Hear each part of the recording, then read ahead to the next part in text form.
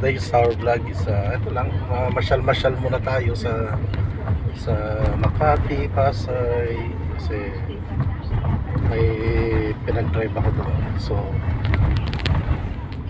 welcome po muli sa aking vlog po. All the vlogs po, don't forget to like, share, subscribe my channel. At ganun din po, pindutin po yung notification bell din po doon. At pakishare na rin po sa mga inyong mga kaibigan, sa inyong mga kilala, kamag-anak, kapatid, doon naman. So nandito po tayo sa Along EDSA sa Makati. So makikita ko lang po naman sa inyo ang Sunday po ngayon. Sunday ngayon na nagkatid ako sa airport sa Terminal 1. So pakita ko lang sa inyo kung gaano kaganda ang EDSA ngayon dahil walang traffic, mga ka-birds. Sana sana ganito palagi para wala po tayong walang pagod sa mga travel. So yan, ano lang tayo, banayin yung takbo ng traffic. So makikita ko na sa inyo mga ka-birds. So yan mga ka-birds ng EDSA. Yan, nasa Buendia tayo. So yan, ito ang Buendia. Ito yung Forbes Park, North Forbes Park yan. So yan, ito tayo sa kabaan ng EDSA na dating Highway 54 na panahon pa ng mga Amerikano at so pinalitan po ng EDSA. Ipanyo de Los Santos sabi niyo. Yan po yung papuntang Rockwell. Yung pong Skyway na po na ay yung flyover naman po na yan, galing ng BGC. So ito po yung mga papuntang BGC. So makikita nyo ang ganda ng daloy ng traffic, di ba? Sana palaging ganyan araw-araw para di nakakapagod mag-travel tsaka mabilis ang travel. So ganoon din po sa kabila, banayad din po yung takbo ng traffic. So yan, no? Sa kabila going to south. Yan po yung yan po yung bus lane, bawal po tayo pumasok diyan mga ka-birds. Tandaan niyo po, bawal po pumasok diyan. So dito lang tayo pagka private, pagka public bus na yan. Yan sila makakadaan, yan express lane na yan. Kaya exclusive for city bus lang po yan. Tsaka yung may mga inallowed ng MMDA na magdumaan dyan sa lane na yan. So dito tayo sa Cabanan, no? So dito na tayo sa Guadalupe. Kung makikita nyo, lalaki ng poster. So ayan, no? Ang lalaki ng mga stream tawag dyan, yung mga streamer yan. So yan, makikita nyo. Ang laki ng television, LED TV. Ang laki, yan, nakikita nyo. So yan ang MRT sa gitna. Ito Rulay Transit, yan yung mga train. Yan, kita nyo na matakbo. So yan, dito po tayo. Kalay na to, yan, dito naman tayo limit niya. Mabilis naman dito. So yan. So ito yung Guadalupe, EDSA Guadalupe. Ganda po ng biyahe ngayon. Walang hassle. Kung meron masiguro konti lang, pero mabilis naman. So yun mga ka-birds, nakikinig tayo ng mga love story, true love story. So nandito na tayo sa tawag dito, kalimutan ko yung tawag tong palengke na to, Guadalupe Commercial Complex. Yan. So ito yung MRT Guadalupe Station. So mga ka-birds, so nandito na tayo sa tulay ng Guadalupe. So ano ko dito, pagka alam ko, i-rehabilitate yung tulay na to. So gagawa sila ng additional na steel na tulay para doon muna padanin yung mga sasakyan at the same time habang ginagawa nila o nire-rehab itong tulay ng Guadalupe. So yan, paakyat po tayo ng Pioneer Street. Yan. Ito Mandaluyong na. Nabisako yan, no? Yan, Mandaluyong na yung Robinson na yan. So yan mga ka-birds. Dati dito may nakatayong mall giniba nila. So ewan ko, baka condo na rin ang gagawin ngayon. Yan. So yan, mga condo yan. Ganda ng travel, di ba mga ka-birds? Saglit lang, no? Sana ganito palagi ang takbo sa EDSA. So hindi masyado makaka-istorbo sa daloy ng buhay ng mga mamamayan dito sa Metro Manila. Sana ganyan palagi, kaso hindi po Lunes hanggang Sabado matindi po ang traffic dito. Kagaya po ng last Friday na nanggaling ako sa Batangas, sus, simula Makati hanggang doon sa Green Meadows Village, 2.5 hours. Imagine, tumatakbo lang ako pa o ganun-ganun lang, siguro mga 5 kilometers, mabilis pa maglakad. So ito mga ka-Berks, yan ito na tayo sa may malapit sa Shaw Boulevard. So ilalim tayo dyan. Yan ang Mega Mall, yung may building na yan. Kung makikita nyo, yan yung building na yan. Yan yung katabi niya Mega Mall. So pag-aari din ng SM yan. Yung building na yan parang letter S na kumembot. Ganda ng pagkagawa, ang galing. Yan.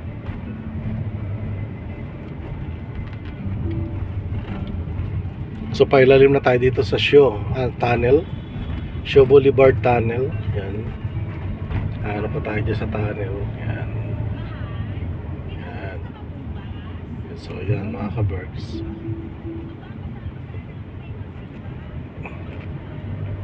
So yan ang Shaw Boulevard. Yan ang dating itawag yan na mall dati. Mall dati yan eh. Sikat din na mall ng araw yan. Wala pa yung Mega Mall. So dyan na mimili yung mga tiyanggi dyan, may mga So ito yung edge sa tunnel. So maganda ang daloy ng traffic ngayong linggo, araw ng linggo dito. So yan, dito tayo. So yun ang ibabaw ng Shaw Boulevard. Yan. Kita nyo, tama lang yung daloy ng traffic yan kasi medyo may mga lubak doon. So kaya medyo bumagal yung takbo. So yan, makikita yung bus. So nasa bus lane siya, mabilis na yung nila.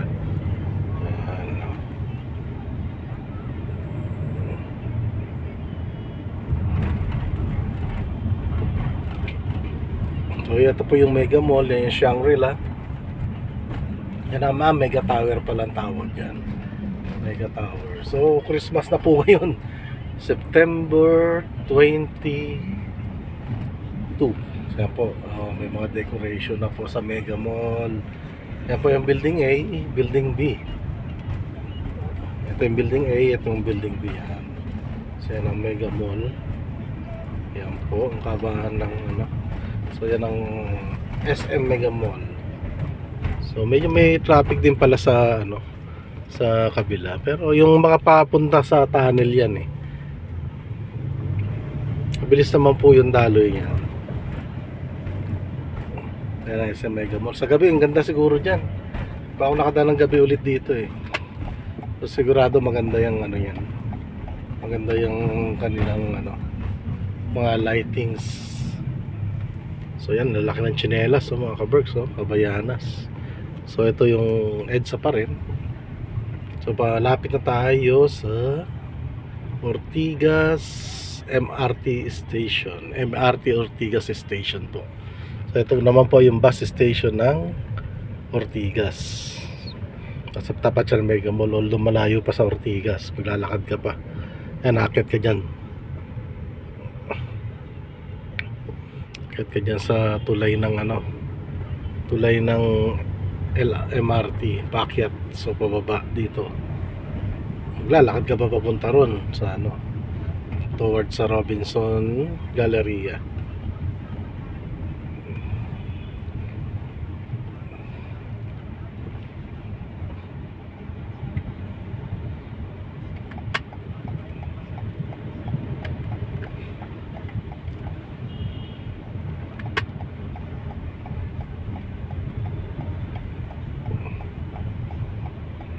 So dadaanan tayo dito sa Ortigas.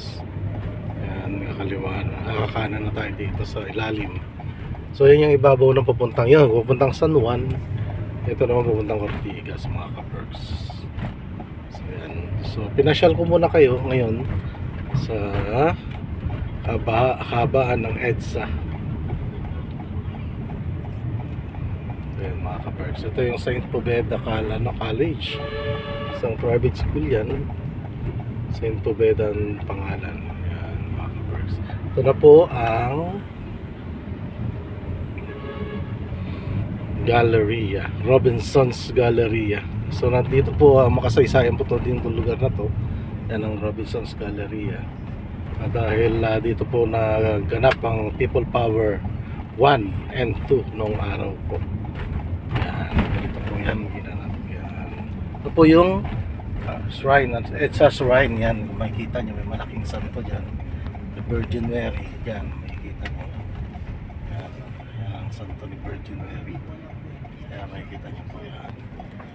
So yan. Yan ang santo ni, ito po yung Mega Mall. Mega Mall. Robinson's Galleria po yan. Laki lang yan. Robinson's Galleria. Yan mga birds.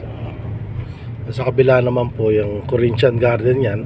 So ito yung boundary ng Quezon City at ng Mandaluyong at Pasig. Ito Pasig na yata nakakasakop dito eh.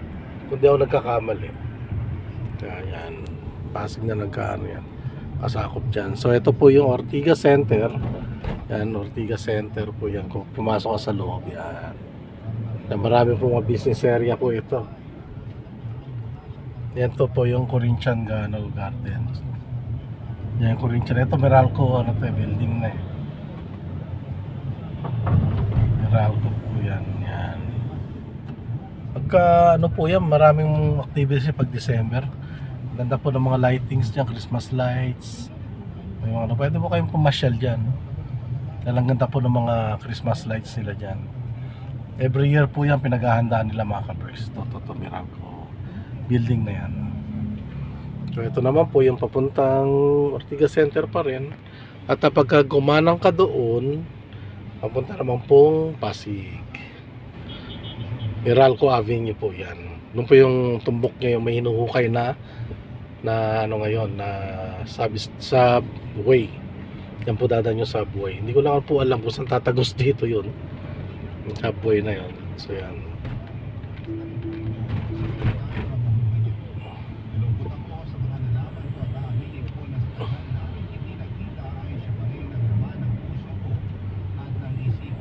So yan mga ka-birds, tumawid na ako ng Meralco Avenue. So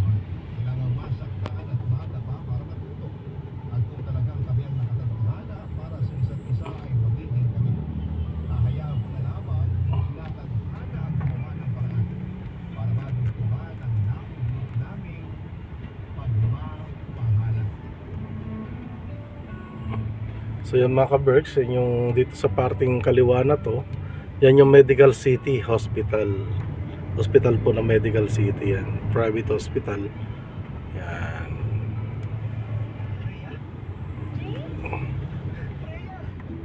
Yan.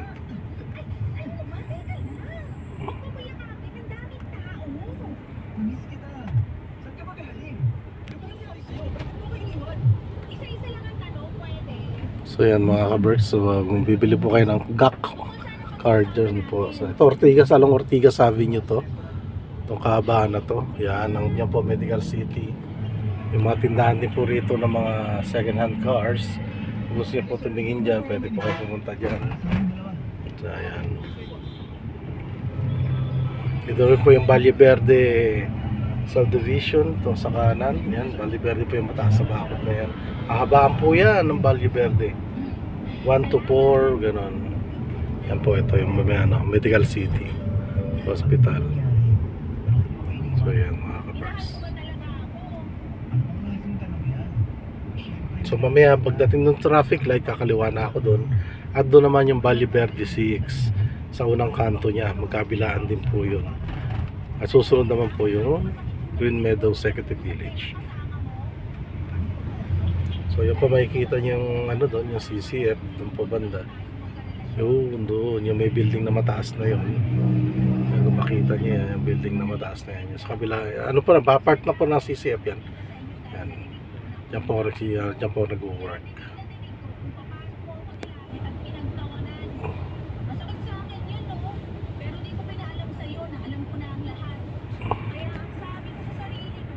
So yan mga ka-berks.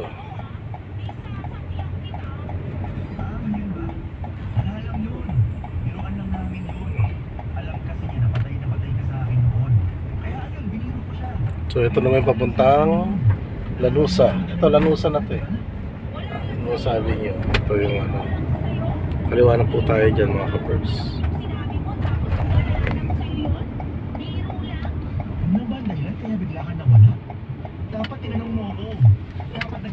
Yan.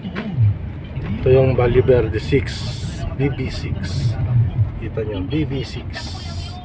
Yan, BB6. Ayan mga ka-birds. So, diba? Makikita nyo. BB6.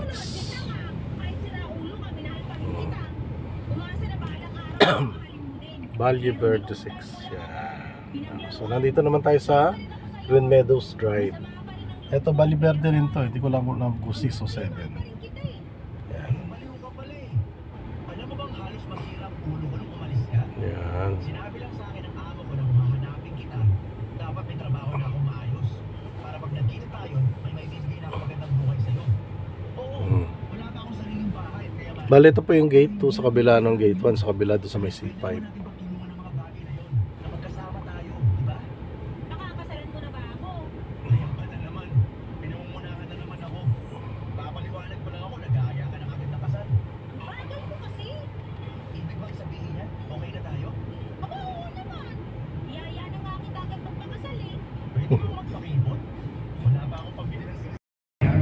Naggo na, malapit na yung aking destination. Baka umayaw pa siya papatid. Si James lang ang lalaking pinahanap ko at mamahalin habang buhay, kaya hindi ko na siya makakawalan pa. Nagtiis ako ng 2 taon sa pagkumpong sa pag-akalang makakalimutan ko siya. Pero nagkamali pala ako at mas nalulungkot ako, mas lalo ko siyang naaalala. At ngayong nagkita kami muli ay hindi ko na siya pinagmamanahan. Papadudod, hindi kami sa probinsya para ipakilala si James sa pamilya at kamag-anak.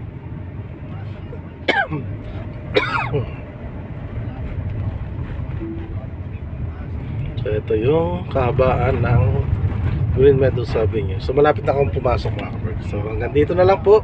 Don't forget to like, share, and subscribe my channel mga ka-birds. Kayo na pong bahalang huwag nyo lang po i-skip yung aking commercial mga ka-birds. So hanggang dito na lang po. See you. Bye bye. God bless you all. Oh my God!